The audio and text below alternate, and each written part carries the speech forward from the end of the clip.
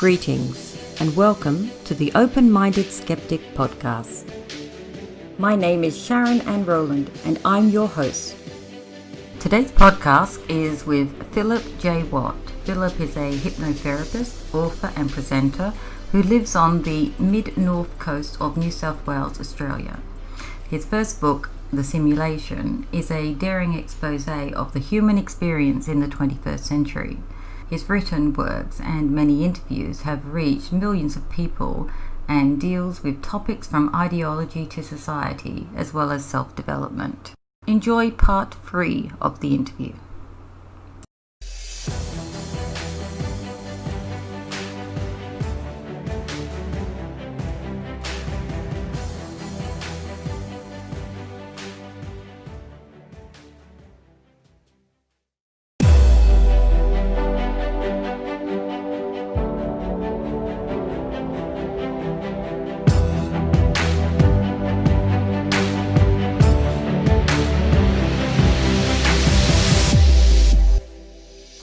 Greetings and welcome to the Open-Minded Skeptic podcast.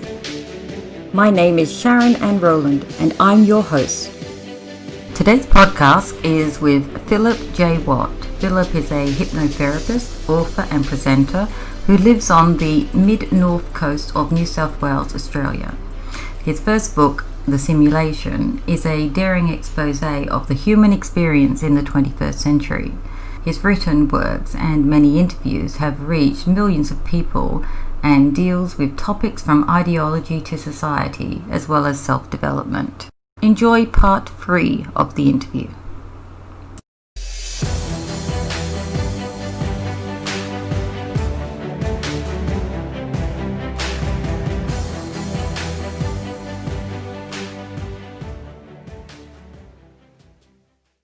Could you describe a typical experience a client might encounter coming in to a hypnotherapy session? So basically run through the stages, if you wouldn't mind, so that anyone who's listening to this podcast, or if they're watching this via the magazine, if they're thinking about coming in for a hypnotherapy session, I'd like them to feel comfortable have an understanding of what they would be walking into.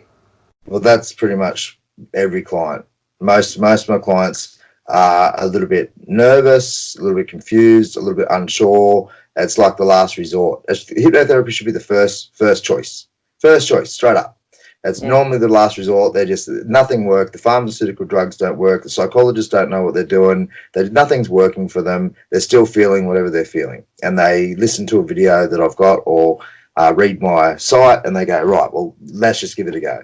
So what I do is I spend a little bit of time making them feel comfortable. I'll explain the process. I'll explain what I talked about, how we all go in and out of trance all the time and hypnotic language. And I give them an appreciation of how the system works, and then they're ready. And then what I do is I go through a whole host of checks and balances on where they are, all these subcategories of their health and their behavior, just so I can track how they shift over time.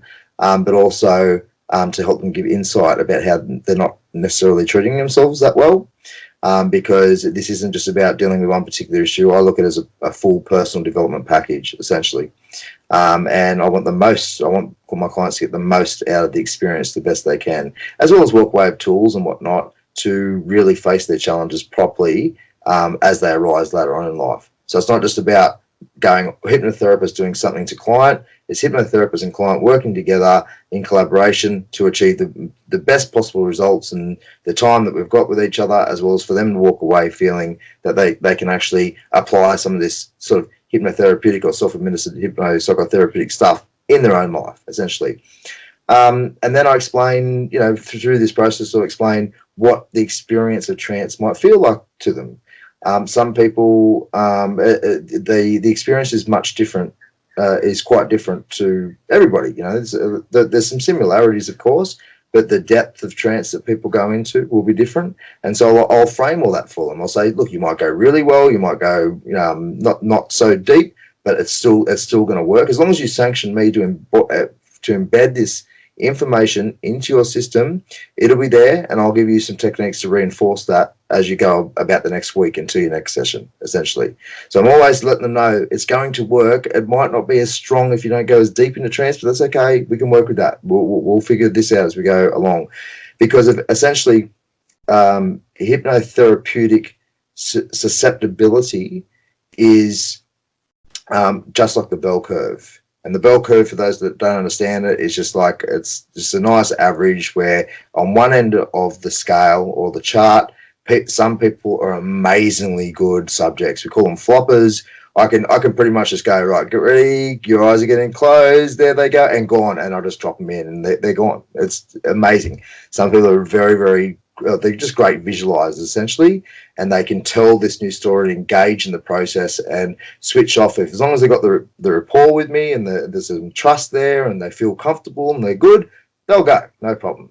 Some people are very, very, very, very difficult to hypnotize and almost impossible. It's only a very small percentage. And I work that out through the process through things called suggestibility tests to work out how sort of responsive a person, an individual, might be to these particular techniques. So far, most of my clients, by far, can go into quite a relaxed state, a nice state of trance.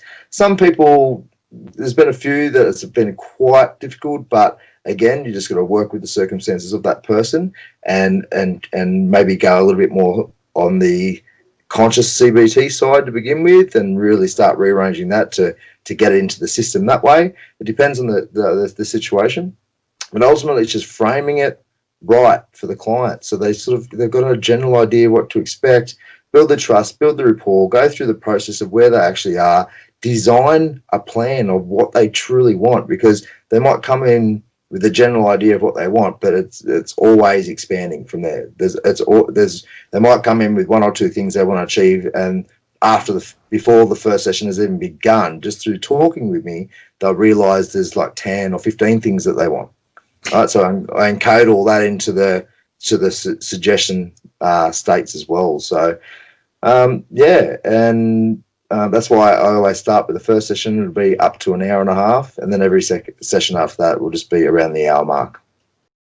No, I know what you're saying. Usually the initial, do you normally find that the initial complaint that somebody comes in with probably isn't actually the core of the issue at all? It's actually just a symptom, and there's a larger underlying issue? Yeah, I do a lot of what is called content-free therapy. I don't want to know. I don't need to know. I don't need to know the exact moment that the trauma started, when all the things started stacking on top of each other, because a lot of these pattern interrupts happen at these so-called traumatic events. They're not necessarily massively traumatic. It's just a pattern interrupt that started a dysfunctional cycle that's stacked on top of each other. In fact, the birth process is inherently traumatic. You are in a beautiful, nice, comfortable space, connected with your source, getting all the food and sustenance that you need, and then suddenly you're ripped out of it. That is traumatic for a baby right there. A lot of the time, the first trauma a person will experience.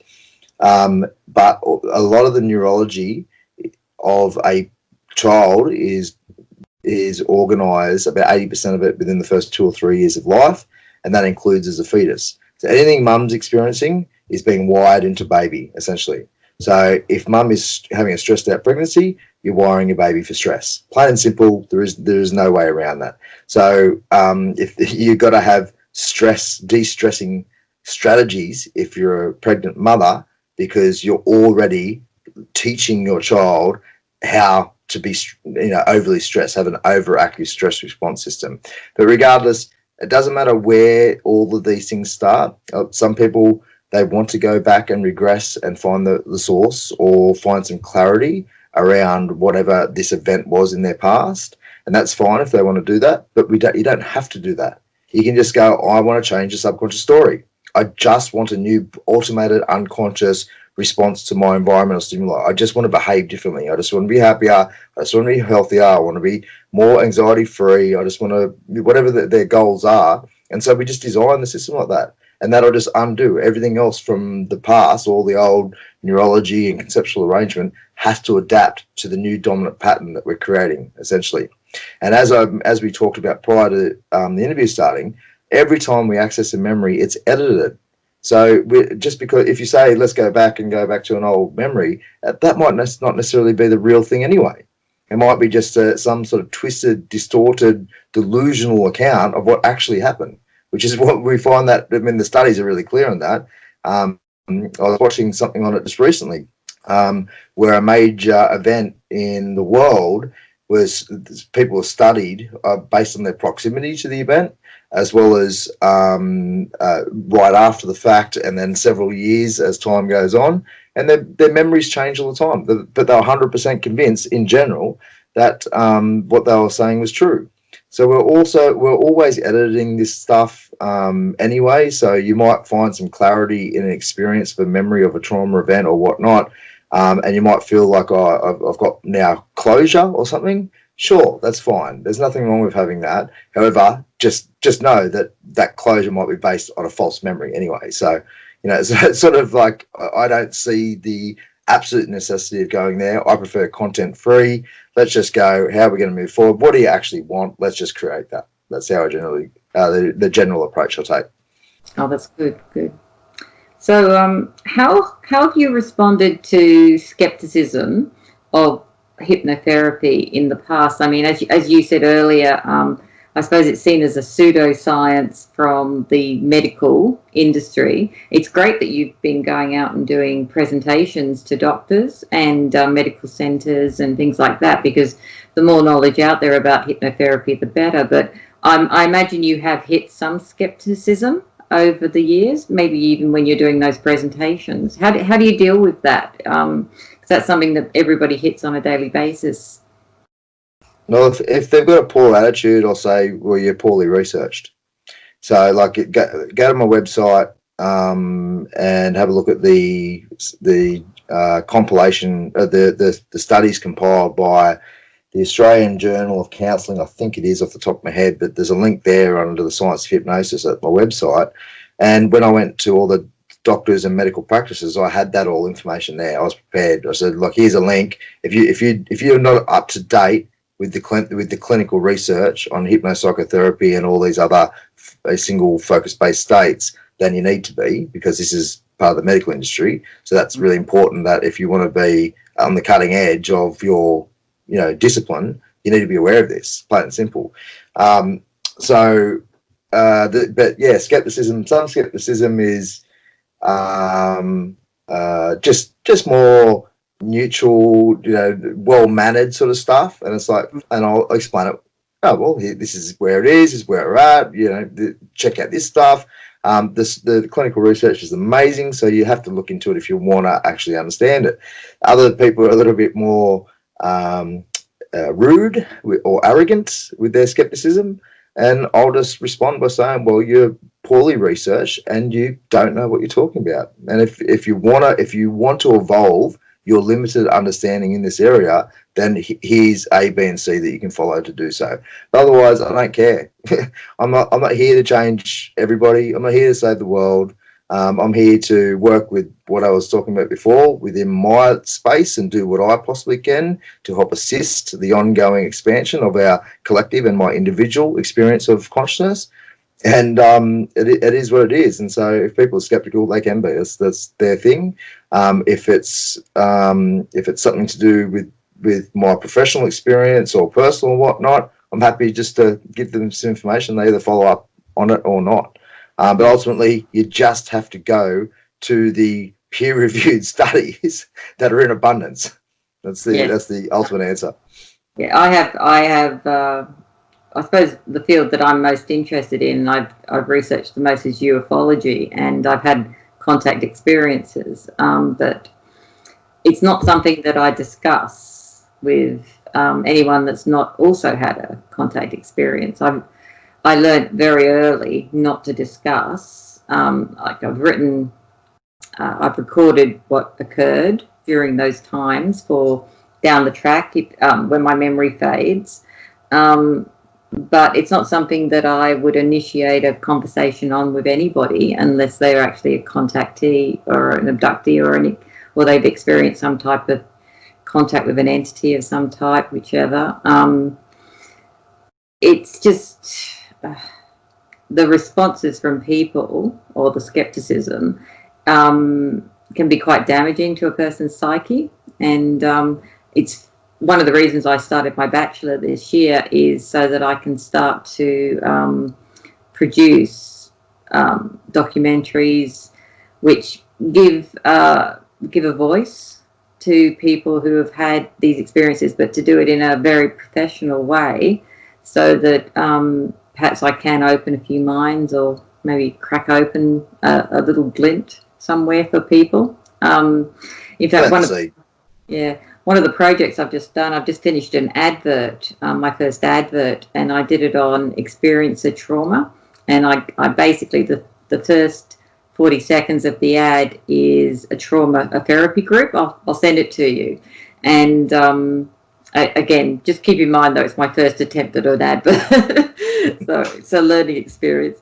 The first 40 seconds of the ad is a therapy group setting, and basically there's 3 people who've had trauma in some way, and then halfway through the ad I flip it by making people aware that it's actually a therapy group for abductees or paranormal experiences, and then we see them having interactions with, like, an angelic messenger, an ET, and a kind of a ghost stalker type entity.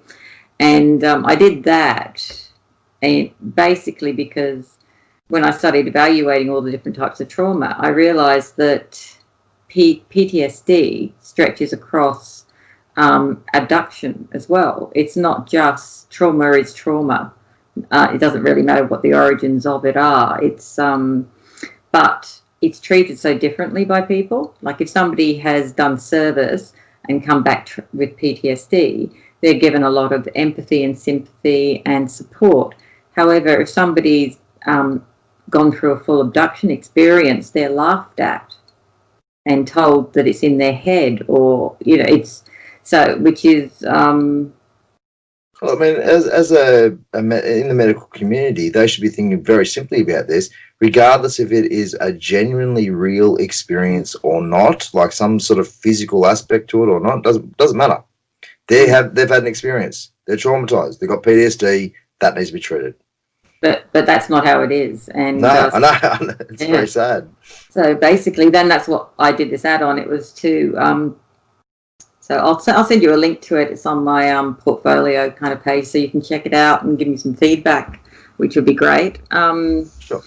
But that's kind of why I want to get into doing more digital-based products. And so my course covers a whole range of things, like how to shoot film, documentaries, how to do fictional products, how to do promotional advertisements, how to do animation, how to write apps. Yeah, so it's quite diverse. So, which is all the different spheres of digital technology and media, which is what I want to get into to a greater deal. And I think the more people like me doing things like this in alternate areas, the more exposure these areas will have, and the more accepted they'll become very quickly. So back to the question: is there any particular personality type that's particularly resistant or particularly insistent, I suppose, to hypnotherapy? Is it is there a particular? I suppose we could go off the Briggs-Meyer scale, if you know that one, that basically says, yes, you know how before you were talking about somebody who goes straight under, and then is there anyone out there that you could actually kind of pinpoint and say, oh, the ENTJs or whatever, they go under within 10 seconds? Oh, Siri's talking to us. Go ahead. No. That happens a lot. Big brother. Go away, Siri. Scary stuff. Well, what I would say about that, I haven't done any testing of that. I've never read any studies on that, so I have no idea. Just I'd go back to the bell curve. Some people are amazing at it. I don't think I've seen any correlation, anything obvious. I haven't seen anything obvious with a type, a specific type of personality type that is consistently able to drop easy into that deep trance, or what is called a somnambulistic state or a cataleptic state. But yeah, it's just I just look at it as the bell curve. I think that we've all got. I think it'd be much deeper if I was to take a stab in the dark. I'd say it's a bit deeper than just the personality stuff. It's energetic expression, it's frequency, sort of attunement that would, I think, play a role with that as well, as well as the personality as well. But I'm speculating here. I think you're right on the frequency stuff. I've got a couple of Rife machines which I use on a daily basis. You know about Royal Rife and his Rife machine, the frequency generators? It sounds familiar. You'll have to remind me. Oh, well, basically, they're healing machines. Royal Rife was around, I think, in the 40s and 50s, and he developed this machine which people would sit inside, and their systems would be bombarded with frequencies, healing frequencies. Very similar to, do you remember the Japanese doctor that would throw frequency and sound into water, and he'd create ice crystals? Mm-hmm. Yeah, that's right. Yeah, exactly. Yeah.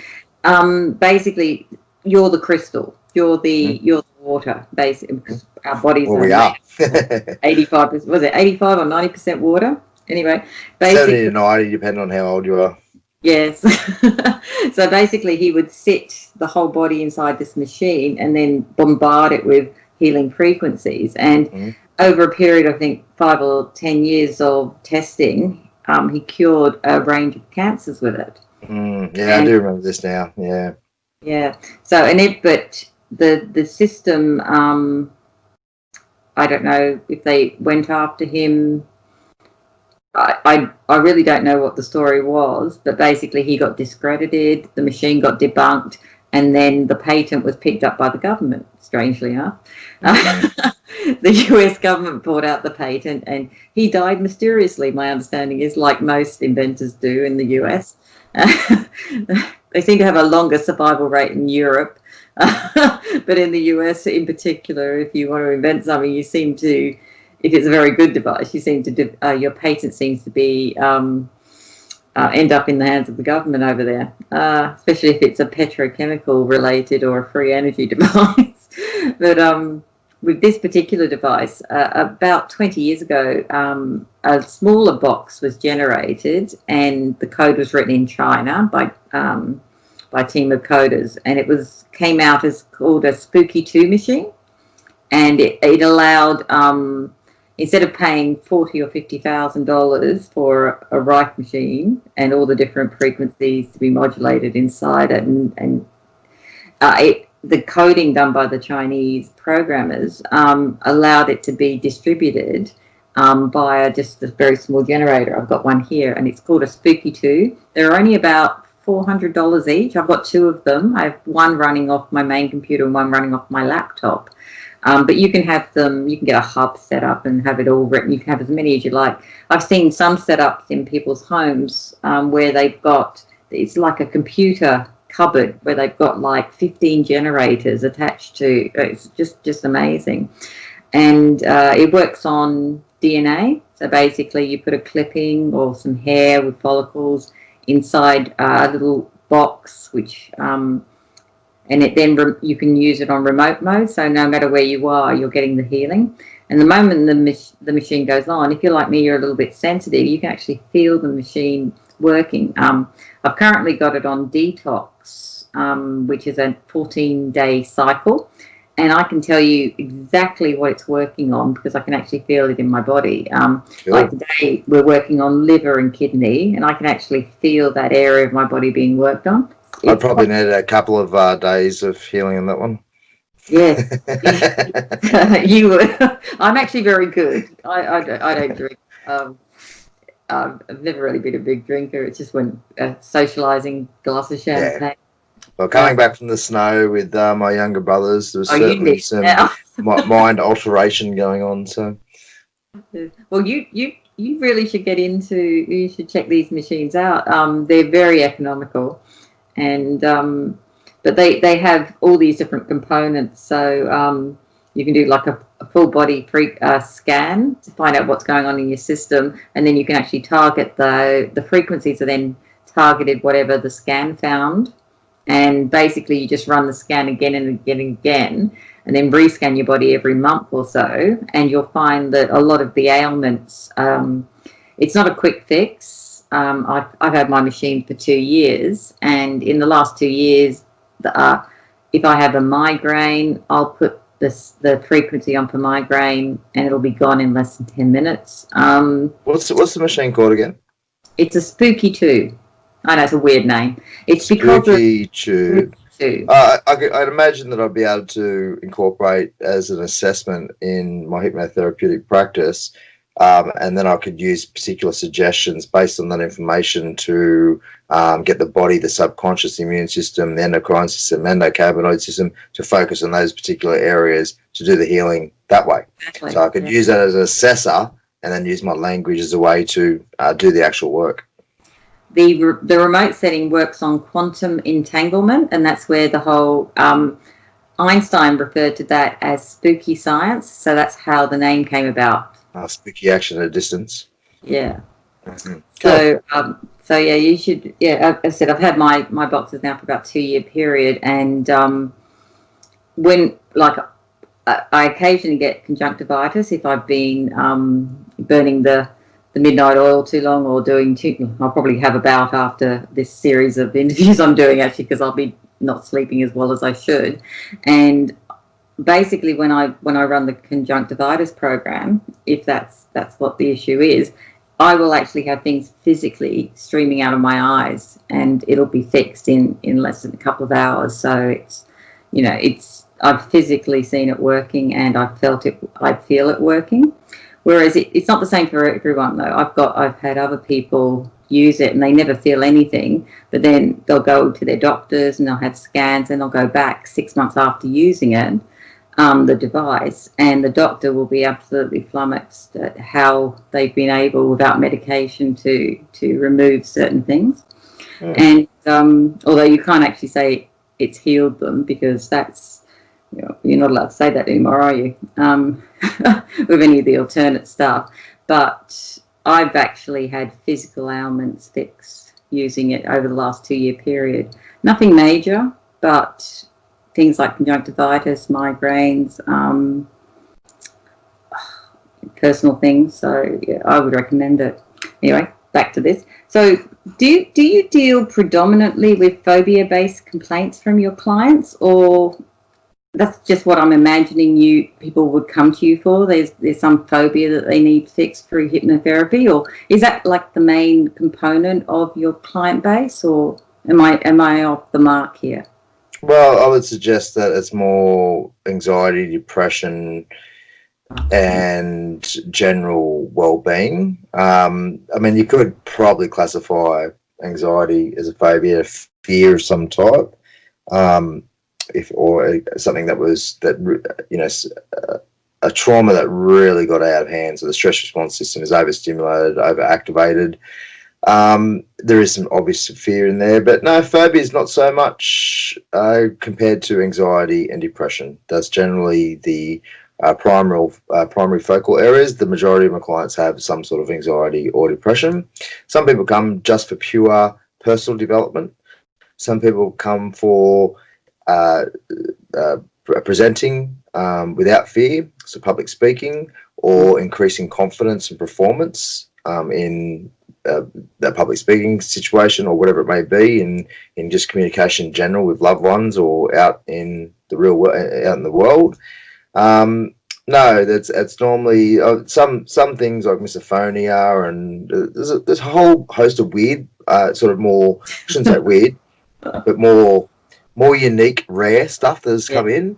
And again, it's last resort for them. They've tried all these other things, and it hasn't worked, so they come to see me, and it does work. It's ridiculously amazing. I'm still ridiculously surprised all the time when I just sit there and go, what's your issue, and how do you want to feel? All right, let's just create how you want to feel, and then we just go and create how they want to feel. And I give them the tools to make sure they reinforce that and really cement that in, so that is now the dominant pattern of who they are. And so everything else has to unfold around that. Everything has to now adapt to the new program that I've just downloaded and installed into their body computer. That's more or less how it works. And You so should definitely get into this spooky too, because even what you're saying there is basically what the spooky 2 does on a frequency basis. So if you worked in conjunction with it, I think you'd be amazed at your results. I mean, you're probably already getting great results, but I think this might actually we should do a test. You should send me some DNA and I'll pop it in the machine and we'll see. we'll do a remote test. So anyway, we'll talk about that after we've done the interview. So sure. So with so if you're the last resort, it must be annoying to you because you probably find that you could have fixed people a lot quicker if they'd come to you in the initial stages rather than, confusing what's actually going on with them. Because once you've applied all these different modalities, they must all have like an effect each time a new modality is added, and it's well, the more the old patterns of negativity, whatever it is, the things that are dysfunctional that they've existed, the more dominant and more strong they are within the system.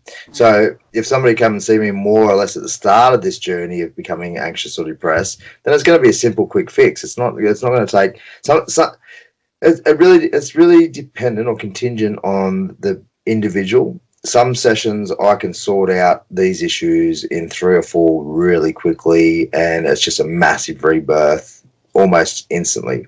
Some take, the most sessions I've had with one particular person was 8 or 9, I think, and that's the longer end. I've heard that the general average with seeing a hypnotherapist is around 12. And I've heard that the general average around seeing a psychotherapist or psychologist is around 40 or 50 or something like that. So at the moment, I'm working under the average of hypnotherapists as well. But again, it really depends on the person. I've got all these techniques that I use that I've drawn upon from a whole host of sources. I've been trained by the Institute of Clinical Hypnotherapy and Psychotherapy, and they're an amazing organisation. But I've drawn from many other sources as well and got my own unique approach to this whole process. But yeah, annoying. Well, look, that's the madness of the world. The mainstream is well behind the times on many things. So this included. So it makes my job a little bit more difficult, I guess. But the real issue is that I could help so many more people. The problem is there's no Medicare rebates, and the health insurance rebates, it is there, but not to a great extent. And there is no government support for hypnopsychotherapy. So people have to pay money out of their own pocket. That's just how it works. And people are scared if it's going to actually work or not. Are they going to waste the money, so to speak? And ultimately, it comes down to, even if it costs you $1,000 or $2,000, just say over 20 sessions. Like I've never had to go that long. But even if that was the case, wouldn't you want to emancipate yourself from this? Isn't the quality of life going to be much better, even if you have to fork out a little bit of cash for that process? Like a small investment in yourself. As I said before, you're your greatest project. We need help with this stuff. I did all this by myself. It was an arduous journey. I don't recommend it. It took me years upon years upon years to get the skills and knowledge, the techniques, and the transformation that I needed to emancipate my suffering to the level of well-being I am right now.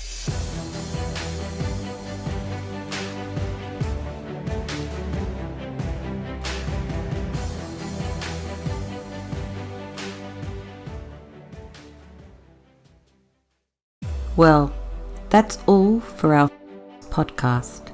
Thanks for listening, and remember, if you want to support what we do, then share, subscribe, and leave a positive review over on iTunes for the Open-Minded Skeptic. My team and I look forward to entertaining you once again in our next podcast. To check when our next podcast is, simply head over to www.tomspod.com. That's www.tomspod.com.